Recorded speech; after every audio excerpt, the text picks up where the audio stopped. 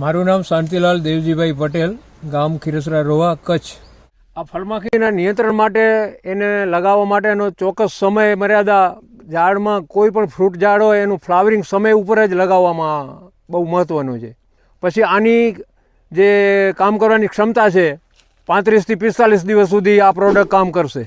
પછી ક્રોપ જો સાયકલ લાંબી હોય તો નેક્સ્ટ ટાઈમ રિપીટ અને પ્રોડક્ટને કરી શકાય.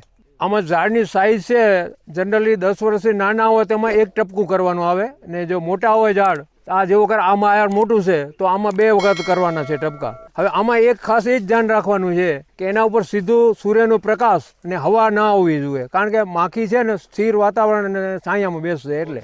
તો હવે આપણે આ જે છે એને આવી રીતે એક ટપકું મૂકશું અહીંયા. હવે બીજું આ બાજુ મૂકશું આપણે, આ ઝાડ મોટું છે એટલે.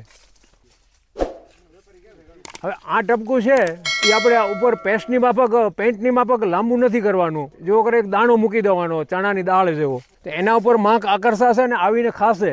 ને માખ પછી ડાયરેક્ટ નથી ખાતી, તો એના ઉપર એનું અંદરથી જે લાળ ગ્રંથિ એના ઉપર ફેલાવશે ને પછી એ પ્રવાહી બનશે ને એ ખાશે. એના પછી આ ફિપ્રોનિલ છે એટલે ઝેર ચડશે એના ઉપર.